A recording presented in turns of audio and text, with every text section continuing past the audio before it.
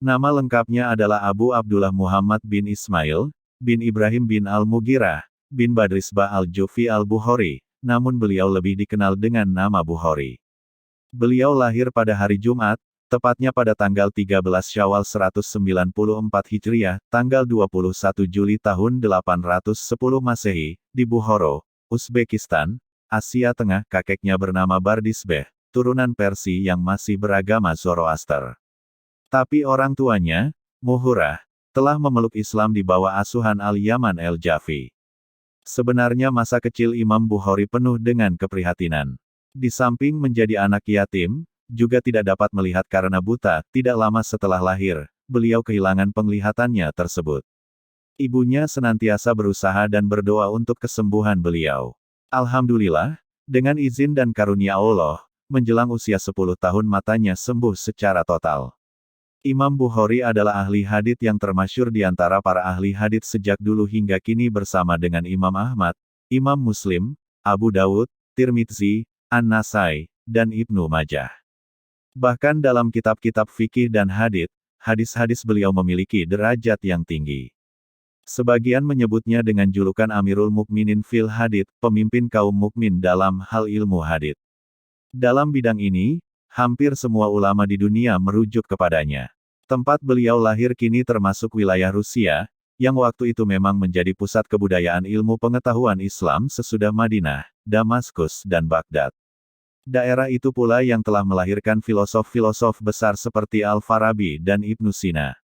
Bahkan ulama-ulama besar seperti Zamakhsyari, Al-Durjani, Al-Bairuni dan lain-lain, juga dilahirkan di Asia Tengah. Keluarga dan guru Imam Bukhari. Bukhari dididik dalam keluarga ulama yang taat beragama. Dalam kitab As-Sikat, Ibnu Hibban menulis bahwa ayahnya dikenal sebagai orang yang wara, dalam arti, berhati-hati terhadap hal-hal yang hukumnya bersifat syubhat, ragu-ragu, terlebih-lebih terhadap hal-hal yang sifatnya haram. Ayahnya adalah seorang ulama bermazhab Maliki dan merupakan murid dari Imam Malik, seorang ulama besar dan ahli fikih. Ayahnya wafat ketika Bukhari masih kecil. Perhatiannya kepada ilmu hadits yang sulit dan rumit itu sudah tumbuh sejak usia 10 tahun, hingga dalam usia 16 tahun beliau sudah hafal dan menguasai kitab-kitab seperti Al-Mubarak dan Al-Waqi.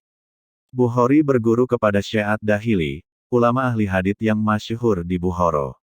Pada usia 16 tahun bersama keluarganya, ia mengunjungi kota suci Mekah dan Madinah, di mana di kedua kota suci itu beliau mengikuti kuliah para guru-guru besar ahli hadits. Pada usia 18 tahun beliau menerbitkan kitab pertamanya, Qudaya As-Sahabah wa Tabi'in, peristiwa-peristiwa hukum di zaman sahabat dan tabi'in. Bersama gurunya Syekh Ishaq, beliau menghimpun hadis-hadis sahih dalam satu kitab, di mana dari 1 juta hadits yang diriwayatkan oleh 80.000 perawi, disaring lagi menjadi 7.275 hadits.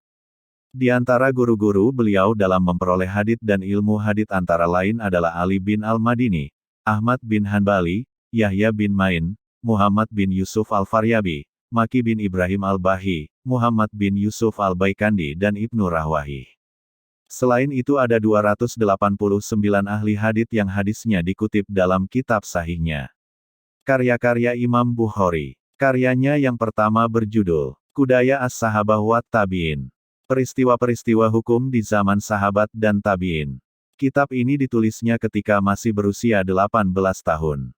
Ketika menginjak usia 22 tahun, Imam Bukhari menunaikan ibadah haji ke Tanah Suci bersama-sama dengan ibu dan kakaknya yang bernama Ahmad. Di antara semua karyanya, yang paling monumental adalah kitab Al-Jami' As-Sahih yang lebih dikenal dengan nama Sahih Bukhari. Wafatnya Imam Bukhari. Suatu ketika penduduk Samarkand mengirim surat kepada Imam Bukhari.